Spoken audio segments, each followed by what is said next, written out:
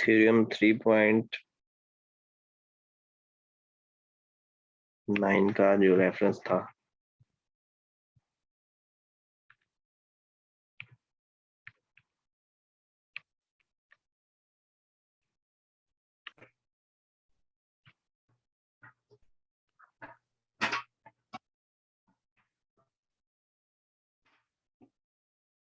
जी ये जो बुक है ये मैं सेंड कर दूंगा ग्रुप में। मैंने कई बार सेंड की है।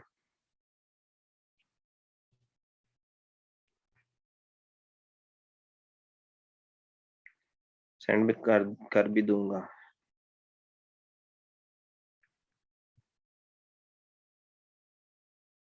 ठीक है, जिसने ज्वाइन आज किया ना ग्रुप, वो मैसेज करे ग्रुप में, तो क्लास के बाद जो है ना ज्वाइन वो सेंड कर देंगे।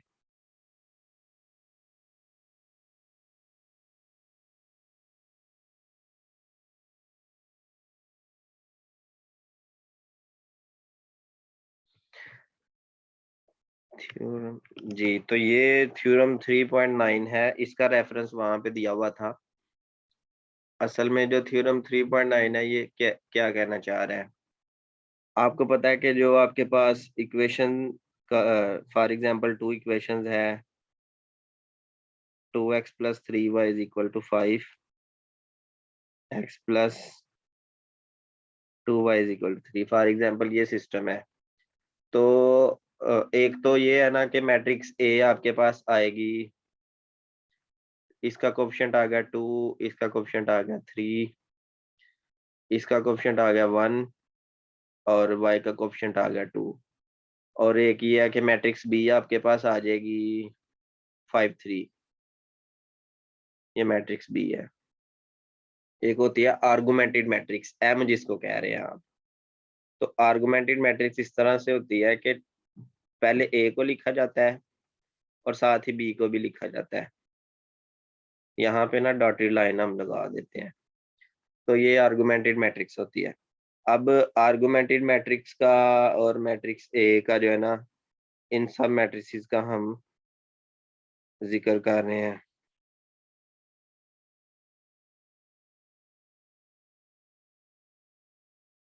ठीक है,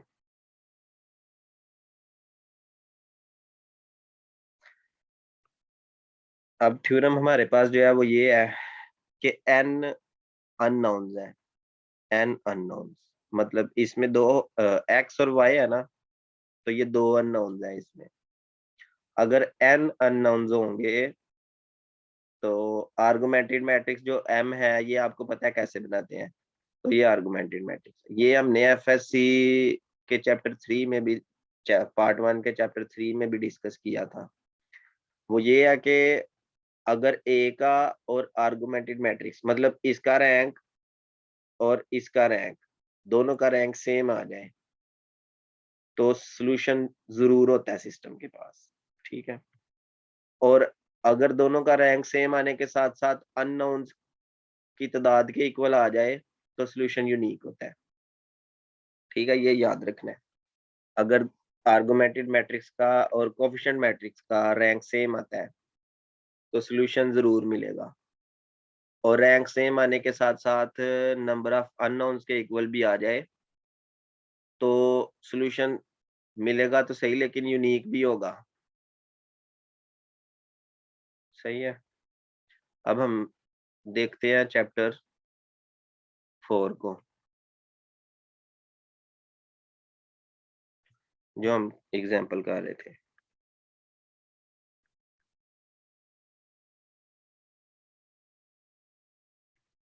ये एग्जाम्पल थी। अब इसमें हमने क्या कहा था, एम के जो है वो ए के कुछ कॉलम्स जो हैं, फर्स्ट के कॉलम्स, वैसे तो ए में 6 कॉलम है ना, तो इसके पहले 2 कॉलम या 3 कॉलम या 4 कॉलम, ठीक है, तो वो के जो है ना वो उसके फर्स्ट के कॉलम्स को रिप्रेजेंट कर रहा है। तो उसके बाद वो कह रहा है देन एम के -1, मतलब पहले के कॉलम्स और उससे जो प्रीवियस है। and mk are respectively the coefficient matrix and the argumented matrix of the vector equation. कैसे? देखें, मैट्रिक्स ए है ना, तो इस मैट्रिक्स, अब हमें पता है बी ए की वजह से आई है, तो बी का भी कोई ना कोई इससे रिलेशन है। तो फॉर एग्जांपल आप पहले 3 कॉलम ले लेते हैं ना, पहले 3 कॉलम आप अलहदा लिख लें। जैसे ये आ गया ना 1 2 1 2 5 5 3 7 6 1 5 10, ये मैं एंट्रीज लिख रहा हूँ पहले 3 कॉलम्स की, 2 6 8। अब ये आपके पास 3 कॉलम्स आ, अब यहाँ पे एक डॉटेड लाइन आप लगा दें, ये डॉटेड लाइन। तो इस डॉटेड लाइन से पीछे जो होता है वो कोएफिशिएंट मैट्रिक्स होती है, कोएफिशिएंट मैट्रिक्स, और इस पूरी मैट्रिक्स को आर्गुमेंटेड मैट्रिक्स कहते हैं। तो वो यही कह रहा है कि अगर 3 कॉलम है तो पहले 2 कॉलम जो होंगे वो कोएफिशिएंट मैट्रिक्स होगी, और बाकी ये जो अगर सारे कॉलम होंगे तो आर्गुमेंटेड मैट्रिक्स। इसी तरह वो कह रहा है कि mk-1 जो है वो कोएफिशिएंट मैट्रिक्स है, और जो mk है वो आर्गुमेंटेड मैट्रिक्स है। अब उसने क्या किया है, देखें, इसको आप इक्वेशन में भी चेंज कर सकते हैं ना, जैसे x1 का कोएफिशिएंट आ गया 1, ठीक है, और प्लस 2 x2 और इक्वल आ गया 1 के। अब कहने का ये मकसद है कि ये पहली इक्वेशन है, यहाँ से दूसरी इक्वेशन आ जाएगी, यहाँ से तीसरी इक्वेशन आ जाएगी, यहाँ से चौथी इक्वेशन आ जाएगी, यहाँ से पांचवी इक्वेशन आ जाएगी। तो ये जो सारी इक्वेशंस आएंगी, क्योंकि 2 कॉलम थे तो x1 x2 यूज होंगे। अगर k-1 कॉलम्स होंगे तो x1 x2 के साथ xk-1 भी यूज होगा, ठीक है। तो ये जो इक्वेशन लिखी हुई है ये k कॉलम्स के लिए है। जो मैंने यहाँ पे इक्वेशन अभी एक लिखी है, इधर से दूसरी इक्वेशन भी बनेगी, तीसरी इक्वेशन भी बन सकती है। तो 1 2 3 4 5, ये जो 5 इक्वेशंस हैं, इन 5 इक्वेशंस को अगर कॉलम की फॉर्म में लिखा जाए तो ये इस तरह से जनरल जनरल हो जाता है। अब जो थ्योरम 3.9 आपने देखा वो यही था कि जो रैंक होता है, आप देखें ये जो लेफ्ट हैंड साइड पे है ना, ये कोएफिशिएंट मैट्रिक्स है, और लेफ्ट और राइट दोनों को मिलाया जाए तो आर्गुमेंटेड मैट्रिक्स है। थ्योरम 3.9 कहता है कि कोएफिशिएंट मैट्रिक्स का रैंक, जो रैंक होता है कोएफिशिएंट मैट्रिक्स का, वो अगर इक्वल हो किसके रैंक के, आर्गुमेंटेड मैट्रिक्स के, आर्गुमेंटेड मैट्रिक्स के, तो सॉल्यूशन जरूर मिलता है। अब वो कह रहा है the system has a solution, system के पास एक सॉल्यूशन कब होगा, आप खुद बताएं कि इस सिस्टम के पास सॉल्यूशन कब होगा, जब इस इस पूरे का रैंक, ये मतलब एम के जो है ना, एम के का मतलब है कि ये आर्गुमेंटेड मैट्रिक्स है, और k-1 जब आ जाएगा तो ये कोएफिशिएंट मैट्रिक्स हो जाएगी, ठीक है, इक्वल आ जाएगा उसके कोएफिशिएंट मैट्रिक्स के, तो इसको सॉल्यूशन मिल जाएगा। अब इसका अंदाजा, अब यहाँ से अंदाजा लगाना बहुत मुश्किल है, मैट्रिक्स ए से अंदाजा लगाना बहुत मुश्किल है, लेकिन मैट्रिक्स बी ए की वजह से ही आई है। कैसे? ए की इचेलॉन फॉर्म जो है वो बी है, बी को हासिल किया गया है ए की इचेलॉन फॉर्म से, तो बी के सारे फैसले हमने करने हैं, ए के सारे फैसले करने हैं मैट्रिक्स बी को देख के। अब मैट्रिक्स बी को आपने कैसे देखना है, रैंक फाइंड करते हुए, तो वो आपने ऐसे देखना है, इसमें जो पिवट एंट्रीज होती हैं, पिवट एंट्रीज होती हैं 1 1 1 जो होता है, ठीक है, जैसे ये देखें, ये मैट्रिक्स में ये रेज कर रहा हूँ। अब इस मैट्रिक्स, ये जो इचेलॉन फॉर्म है, इसमें जो ये 1 है ना, इसको सर्कल किया हुआ, ये पिवट एंट्री है।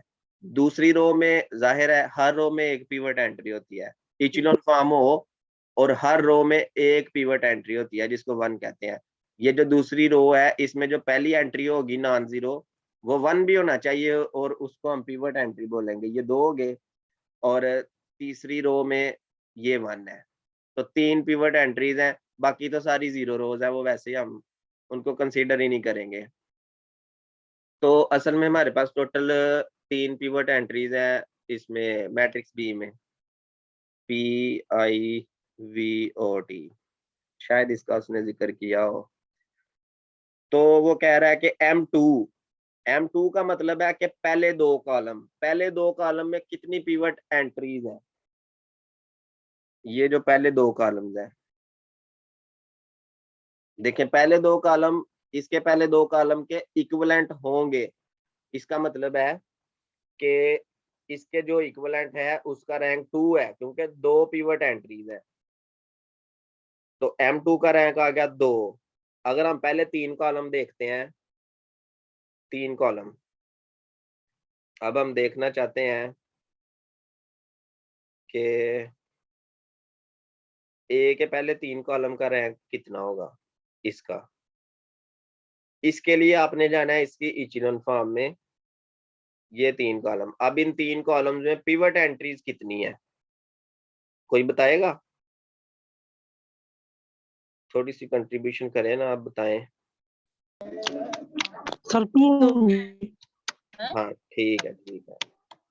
इसमें 2 एंट्रीज हैं, सही है। तो पहले 3 कॉलम्स का रैंक भी फिर कितना होगा, 2 होगा। ये 2 लिखा हुआ है, मतलब M2 और M3 का रैंक 2 है। इसी तरह M4 का रैंक देखें जरा, पहले 4 कॉलम्स का रैंक देखें, काउंट करें।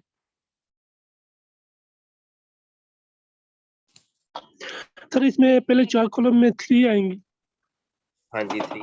पहले 5 कॉलम में देखें जरा, 4 आ जाएंगी। पिवट एंट्रीज काउंट करनी है आपने पहले 5 कॉलम में।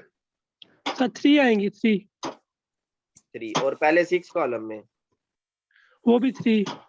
इसका क्या मतलब हुआ?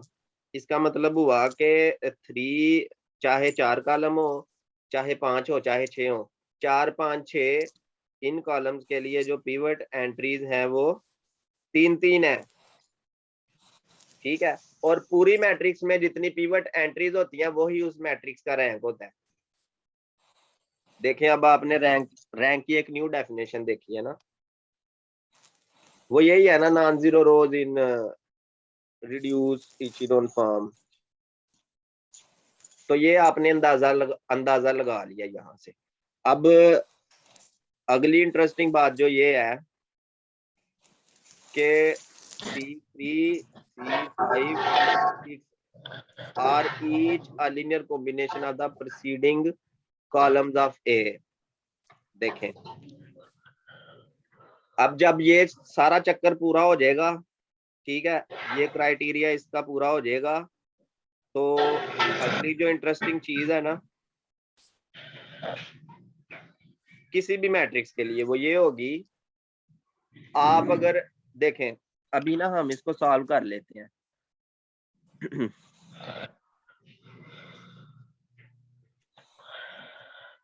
ये देखें हमारे पास पहले 3 कॉलम हम उठा लेते हैं यहां से।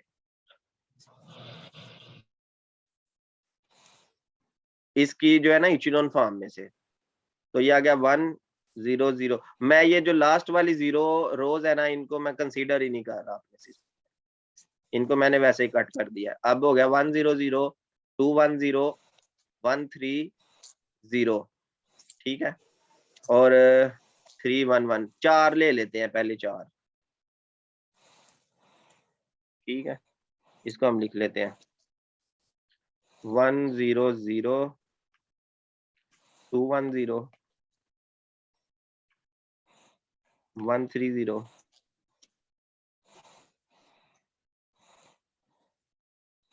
1 3 1 1। तो ये पहले 4 कॉलम हो गए, C1 C2 C3 और C4, ठीक है। अब हमारा ये मैं ये कहना चाहता हूँ कि जो कॉलम नंबर 4 है उसको ऐसे भी लिख सकते हैं ना, 3 1 1 का ट्रांसपोज, ठीक है। कॉलम नंबर 4 पहले 3 कॉलम्स की लीनियर कॉम्बिनेशन में आ रहा है।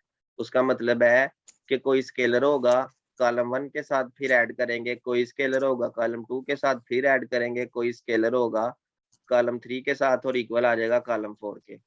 अगर हम इसको पुट करें ऐसे, a into column 1 1 0 0 plus b into column 2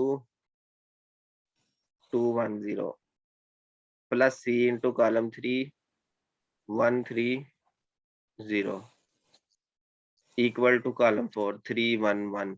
तो अब देखें, जब आपने ये सारा काम कर लिया ना, तो आप 100% श्योर है कि ऐसा जरूर होगा कि वो लीनियर कॉम्बिनेशन बनाएंगे ही बनाएंगे, ठीक है।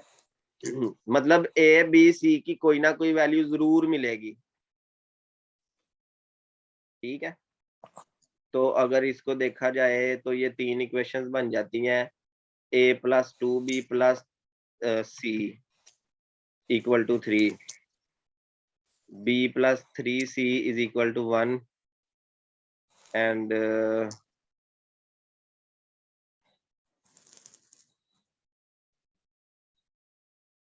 थर्ड इक्वेशन जो है वो 0 0 है। वो सारे 0 0 हैं। एक मिनट, ये तो काम खराब लग रहा है हमें यहाँ पे। 0 0 1 0 0 1। नहीं, वो ऐसे नहीं होगा ना, इसको जरा देखते हैं। C3 C5 C6 are each a linear combination of the preceding columns of A। इधर एक ही बात कर तो रहा है। बस उनमें पिवट एलिमेंट्स थे, उन्हीं को हम लेंगे ना, और बाकी के लीनियर कॉम्बिनेशन मींस 3 वाला नहीं लेंगे।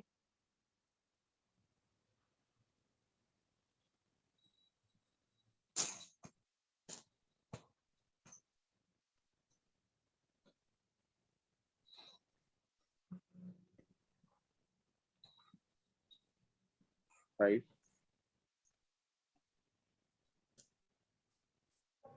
5 एंड 6, हाँ, जिसमें पिवट एलिमेंट वो नहीं है ना, वो उनकी बात कर रहा है। बिल्कुल सही बात है। देखें, उसने कहा है कि the fact that the remaining columns C1 C2 C4 are not linear combination. बिल्कुल देखें ना, क्योंकि देखें 0 प्लस 0 प्लस 0 इक्वल टू 1, ये तो हो ही नहीं सकता, ये इम्पॉसिबल होता है।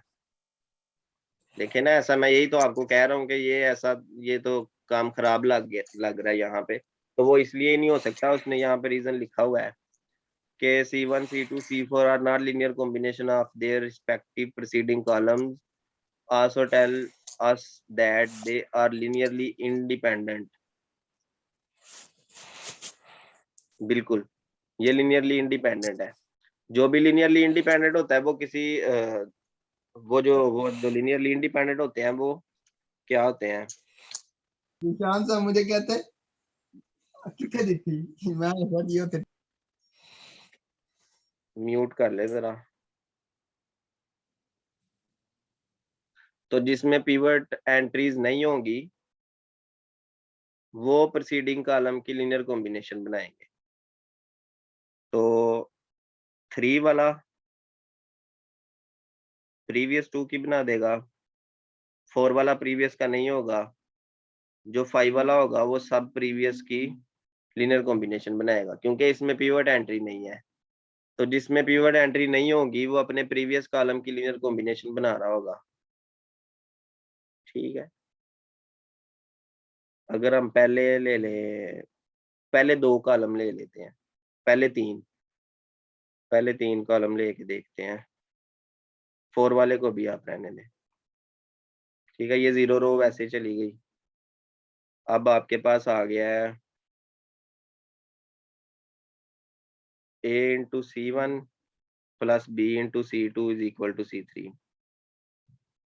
a into 1 0 plus b into 2 1 equal to 1 3। ठीक है,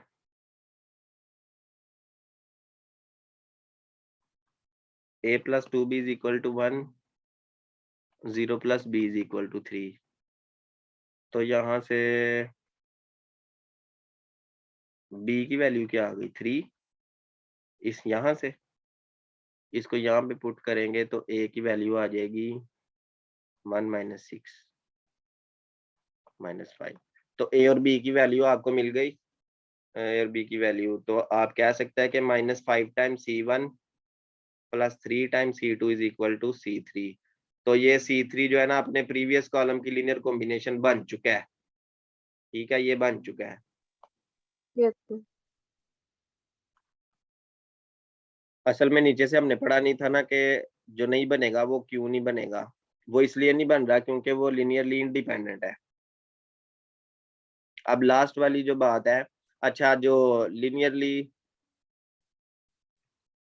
इंडिपेंडेंट है रोज को देखें, 1 2 3, ये जो 3 रोज है ये नॉन जीरो रोज है।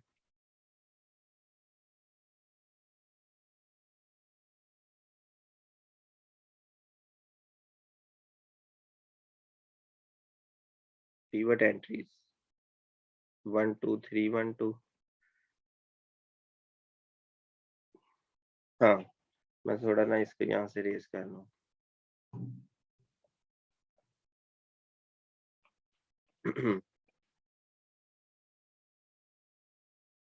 अब एक तो पिवट एंट्री यहाँ पे है, एक यहाँ पे है और एक यहाँ पे है फोर्थ कॉलम में। तो टोटल 3 कॉलम ऐसे है जहाँ पे पिवट एंट्रीज हैं। इन 3 कॉलम के कोरस्पोंडिंग कॉलम आपने ए में देखने हैं, वो कौन कौन से हैं।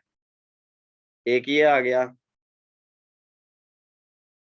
एक ये आ गया और एक ये आ गया।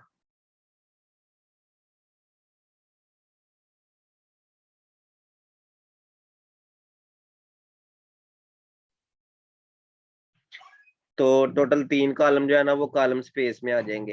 ये किधर गए हैं,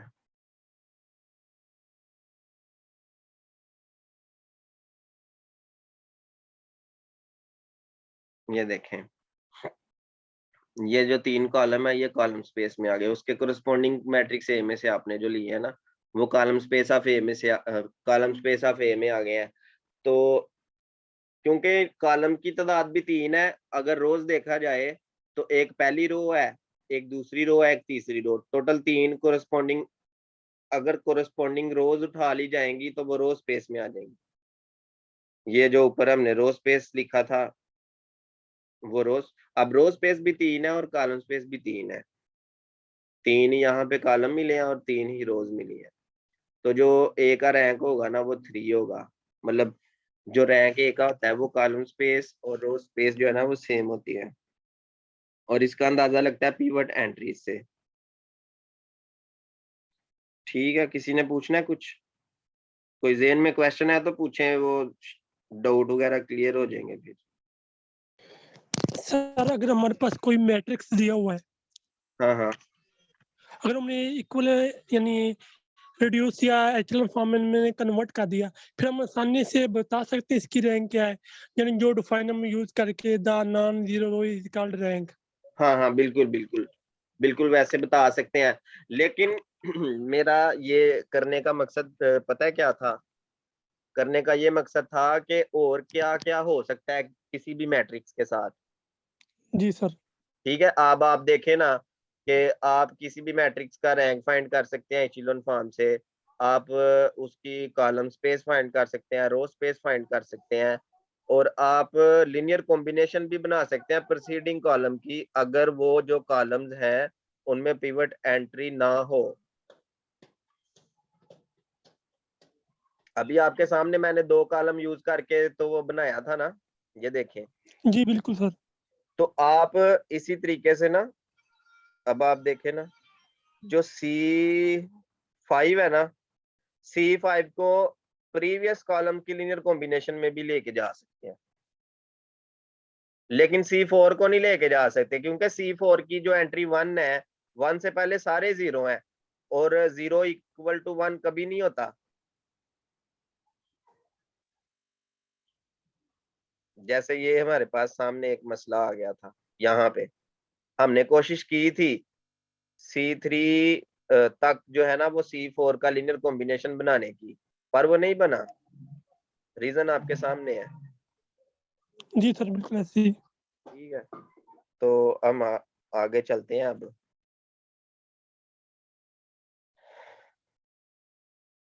तो अब देखें ना, अब आपने मैट्रिक्स का जो कैलकुलेट किया है, रो रैंक किया ना कैलकुलेट, 3 आया था, और कॉलम रैंक भी कितना आया था? 3 आया था ना। तो किसी भी मैट्रिक्स के लिए ये इक्वल होते हैं। अगली बात, रैंक का भी पता चल गया था। अच्छा लगता है पूछना इंशाल्लाह। ए और बी दो मेन चीज मैट्रिसेस, हमारा है यार इस टाइम। ए और बी जो दो मैट्रिसेस थी इक्विवेलेंट थी ना, क्योंकि बी को ए की वजह से ही लाया गया था, इक्विवेलेंट थी। तो जो इक्विवेलेंट मैट्रिसेस होती हैं उनका रैंक भी सेम होता है। तो ये क्वेश्चन आ जाते होते हैं पेपर में, शायद कोई आया भी था, अब जेन से जी सर निकल इसमें गया। से ना इसी टॉपिक में से 3 एमसीक्यूज आए थे जो भी हमने किए हैं। अच्छा, आप मुझे बता सकते हैं कि वो कौन से एमसीक्यूज थे? सर वही जो रो रैंक और कॉलम रैंक वाले, ये बार बार पूछे हुए 3 दफा पूछा है पेपर में। तो अभी आप क्वेश्चन रीड कर सकते हैं? सर अभी अगर आप कहें तो मैं आपको स्क्रीनशॉट उसका सेंड कर देता हूँ। आप इधर ही सेंड कर देना मुझे फाइल, मैं यहाँ ओपन करता हूँ। सर वही बुक है आइडेंट की जो मैंने पहले बुक शेयर की है, उसी में मैंने पढ़ा था। अच्छा अच्छा, हाँ मेरे जी मेरे अंदाजे के मुताबिक भी जो है ना इस टॉपिक में से 2-3 आ जाते होते हैं। जी सर बिल्कुल ये इम्पोर्टेंट टॉपिक है, सब स्पेस वाला और वेक्टर स्पेस अच्छा वाला। जी, इसमें नुमान से बेग, आप क्या पूछना चाहते हैं? माइक ऑन कर लें आप।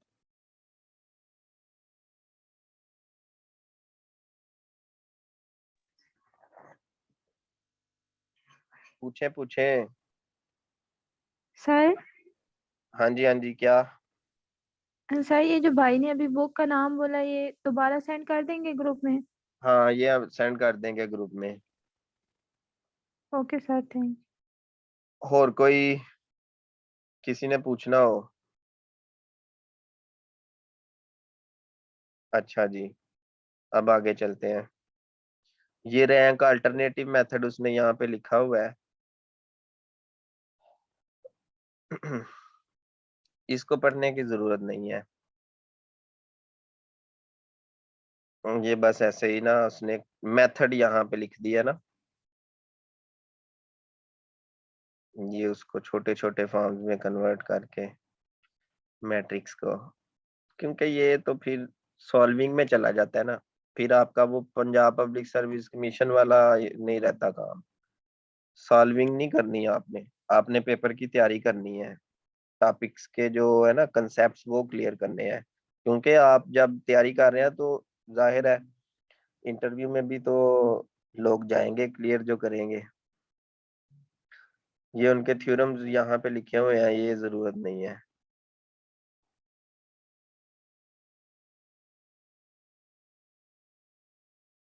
प्रूफ लिखे हुए हैं ना थ्योरम्स के। तो अभी जो है ना लीनियर ट्रांसफॉर्मेशन है, लीनियर ट्रांसफॉर्मेशन वाला जो टॉपिक है ना वो हम अभी थोड़ी देर बाद अगले सेशन में करते हैं। और लोग भी जो है ना क्लास, जो आपके फ्रेंड्स और कोई दोस्त हो, कोई सीनियर जूनियर हो जो लेना चाहते हो, आप उनको कह सकते हैं ज्वाइन करवाएं, क्वेश्चन वगैरह पूछें। आप क्वेश्चन पूछेंगे तो आपके पूछने से मेरा भी बहुत जो है ना बहुत ज्यादा चीजें कवर हो जाती हैं, क्योंकि जो इंसान के जेहन में क्वेश्चन आता है ना वो जेहन में फिर बड़ी देर तक रह जाता है, इसलिए क्वेश्चन पूछा करें। कोई भी सवाल जेहन में आ रहा हो पूछ लिया करें। अब ये लीनियर ट्रांसफॉर्मेशन जो है ना हम नेक्स्ट सेशन में स्टार्ट करते हैं थोड़ी देर तक। अभी और लोग भी इकट्ठे हो जाएंगे, तकरीबन 15-20 मिनट तक जो है ना मैं आपको नया लिंक सेंड करता हूँ, ठीक है? Okay sir. हाँ जी, तो आप लोग इसको देखें, प्रीवियस टॉपिक पढ़ें, उसमें से जो आपने क्वेश्चन पूछना है वो अपने क्वेश्चन रेडी रखें, वो हम डिस्कस करेंगे। ठीक है जी, अल्लाह हाफिज। आधे घंटे तक मिलते हैं फिर।